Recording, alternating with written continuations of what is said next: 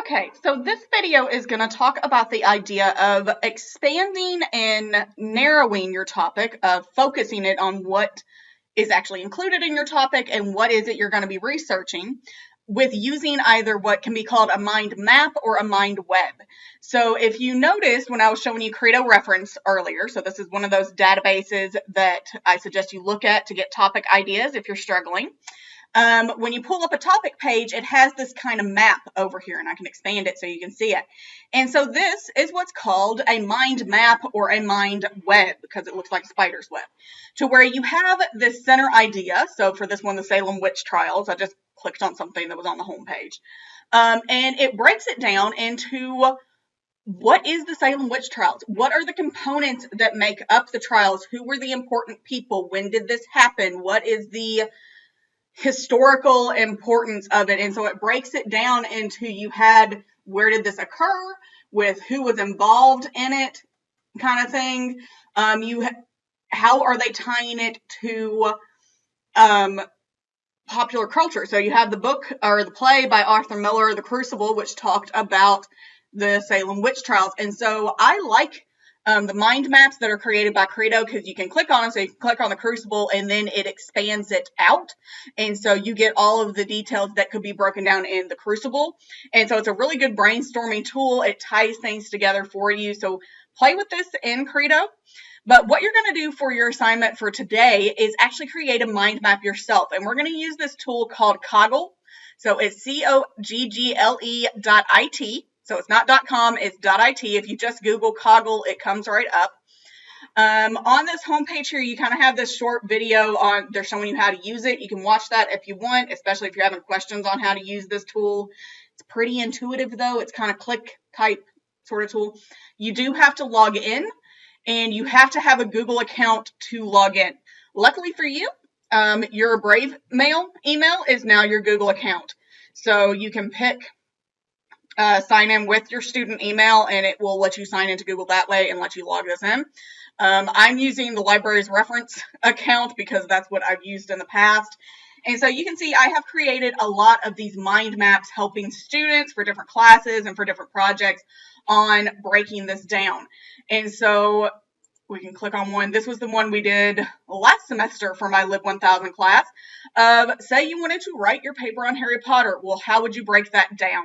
So for this class, brings up this ad. This is a tiered product. You get the free version, but you can upgrade to get more things within it and more functionality. You do not need to do that for this class. You also have this gallery option to where Coggle shows you what other people have done with this. I've seen a lot of people make some really cool timelines. So if you're ever needing to make an interesting timeline for a visual aid or a presentation or something, Coggle's a great tool with it. There are lots of color and icon options. You can add photos, etc. So their gallery is a good way to explore what are other people doing. So let's create one for this class. So this is what you're going to be doing for your homework, is taking your topic and branching it out. So we're thinking about those questions I had in the PowerPoint earlier about questions to ask. So start asking these and breaking down what is your topic. Most of the time, students, when they're struggling with a topic, is because they've made it too broad. We need you to narrow this focus, and to be able to do that, you have to understand the different components to it. So let's say you're going to write your 10-page imaginary research paper for this class on dogs. Love a dog. I'm a dog person, if you have not noticed. Okay, so you see, to kind of draw a line off of it, you kind of have just these plus signs. Type in your next things. Okay, if we're talking about dogs, well, what is a dog? You have the different breeds of dogs. And so you see when in this box, you can change your text formatting. You can add links to a website, so that way when you present this, you can click on a URL. You can add a picture of something or search for icons. So you have all of these options. Drag and drop to make it bigger. You have this question mark down here in the far right corner, to where it gives you, like, if you don't want to use your mouse, you have key shortcuts and stuff like that on what are the functionality of Coggle and how to play with it. One thing I have noticed is if you click on something where you typed it and hold down the left mouse button, it opens up these options to where you can change the colors, or you can delete it, or you can copy it, you can drag it somewhere else, you can add a branch. I like the choose the shape option. I always go with this rounded shape. I feel that it makes it easier to read just a bit. So, all right, so let's go with breeds of dogs. You have everybody's favorite, retriever, not retrieved, retriever. This does not have spell check, so just be aware of that. Let's go with my favorite, the Scottish Terrier. I have one. He's my baby. And so, yeah, so showing you how you can add in a picture. You then go to your picture files. Let me find my picture. See, there's my baby. He's my little pup. And so that way it is added. And so this is something to move things around. You just drag and drop. We'll make it a little bit smaller, sort of deal. Okay, other breeds. You have golden retrievers. So I'm keeping, because I'm coming off of this bubble, I keep on just adding things there. And that's another thing to where, okay, say you want a husky. So we can actually read things and see that it's not overlapping. Anyone else a fan of the Dalmatians when they were a child and stuff like that? So yeah, so we can break this down into the basics of what is it? Break this down into, if we're talking about breeds of dogs, what are we looking at? And so you're getting a lot of these bigger ones. Trying to think. Great Dane. You could look at a little Pomeranian. I think I'm spelling that right. So yeah, so break these down into what is it that I'm talking about. So if I'm talking about dogs, what are dogs? What are the different types of dogs? You could break it down into groups of them. We're looking at working dogs versus companion dogs, large versus small. How would you group these together? Other things talking about dogs. Okay, so maybe another hot topic is purebred, very specific breeds of dogs versus mutts and versus rescue dogs. Should you go to breeders and get a specific dog, or should you go for a rescue? So we can go with purebred versus rescue, aka mutts. Okay, so if we're thinking about, okay, what could you talk about with this? Why would people want to get a rescue dog? Okay, so if we're looking at why get a rescue dog?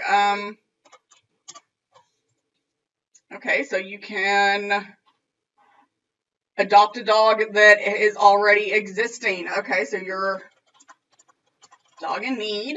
Okay, so you get the happy benefit of that. Why get a rescue? Okay, stop the dogs from being killed. So you kind of have this altruism towards getting rescued of we're doing a good deed. We're taking care of what is already there. Social responsibility. If we're looking for fancy words or academic words for that, of you have those kind of ideals of you're adopting a dog needs, you're stopping the dogs from being killed. Dogs are already there, alive and need homes. Big fan of them. You're looking at overcrowding and shelters. Okay, and so what happens when shelters are overcrowded? Well, sadly, you then have dogs are put to sleep, also called euthanized. They are humanely killed.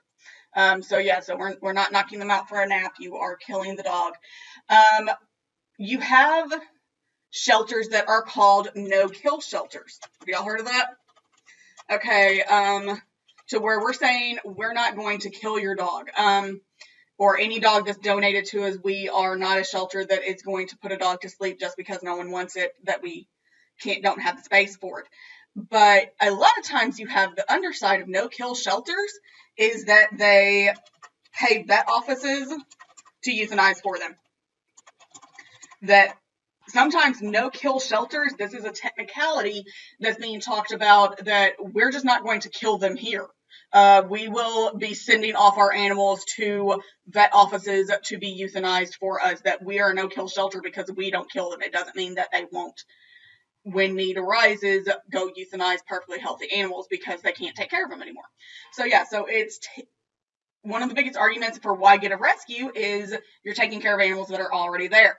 Okay, why would you get a purebred dog though?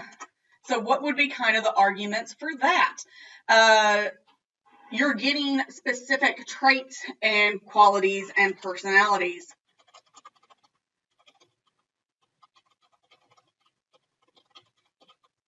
That we are looking for an animal that can do something specific for us, whether that is a dog that is going to have been bred to be companion dogs, that they're going to be very loving, very sociable, want to be with you, versus working dogs. So you have this idea of dogs that are trained to work.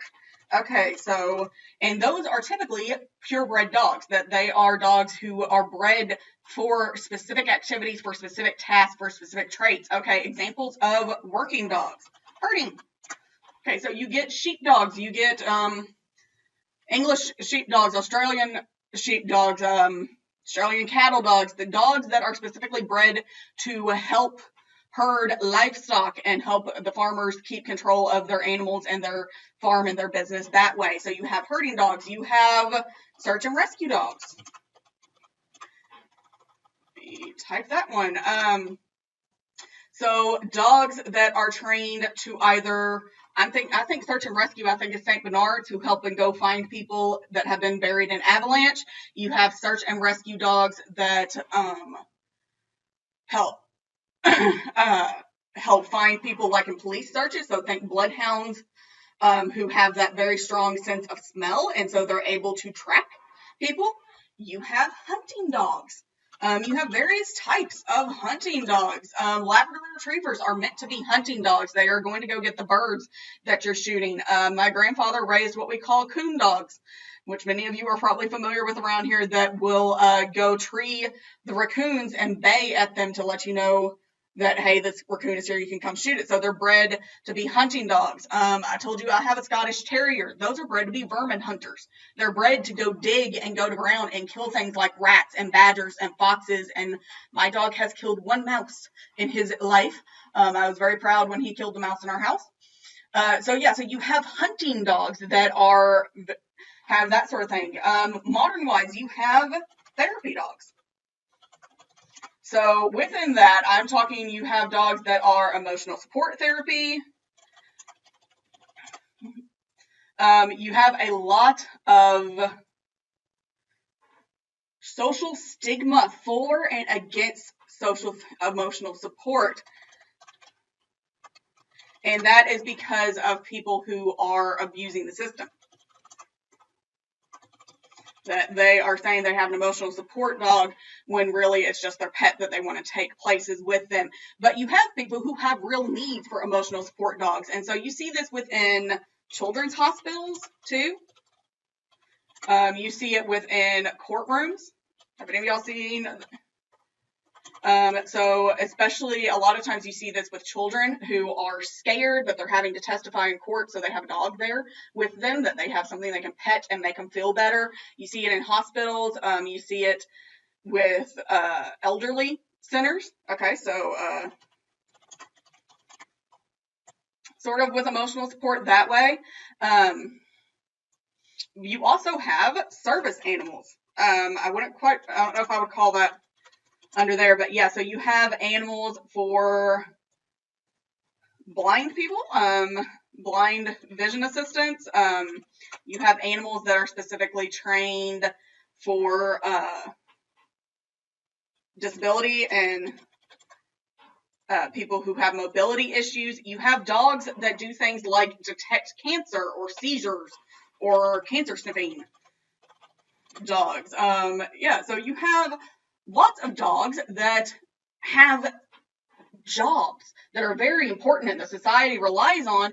And so most of the time, those are being picked from dogs that are purebred who have been through over time bred to have specific traits and personalities and temperaments and abilities to do these specific tasks. And so you kind of get the argument for why should purebred animals still exist? Well, this is one of the biggest things. We have jobs for them. We have reasons that we want specific dogs. All right, so you have a whole wealth of information just here. So if we're talking, you could write a whole paper on should emotional support animals be classified the same as service animals. That's been a big debate in recent news in the past several years of what is the difference between emotional support and service, what qualifies them, what training do they go through. Service animals are allowed anywhere. You see someone with a dog with a vest on, they are allowed. Business owners are not allowed to question whether or not they're there. Emotional support isn't quite classified under the same thing, especially with the American Disabilities Act. So, okay, yeah, let's add that in there. The ADA, American with Disabilities Act, within that. So you kind of have it, you can see where you can start building your questions, that you have this central idea of dogs, but then you start breaking it down into, well, what are we talking about with these? You get all of these other ideas. So what are some other hot topics with dogs? Let's talk about social media and pet influencers. Okay. Okay, so if we're talking about pet influencers, perhaps y'all have some specific examples. Maybe some of y'all follow specific dogs or cats or pigs or something on Instagram that you like seeing these. Perhaps, what is the financial benefit of pet influencers? Why are they actually making a living off of taking photos of your dog and putting it on Instagram? What is the process behind that? What is the societal drive behind it? Okay, so what is the psychology behind pet influencers? Why is this a thing? What is it in our human brain makes pet influencers a career path for some people and a business option?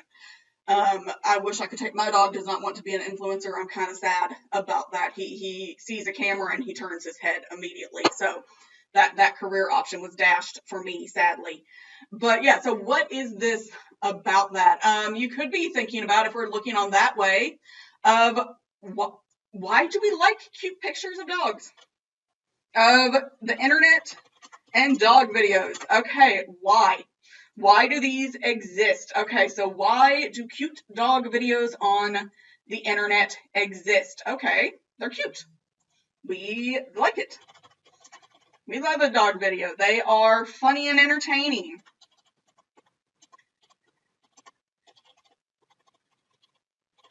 Okay, and so the question would be, why? Why are funny dog videos entertaining? What is it about our brains that makes us spend hours watching someone else's pet on the internet?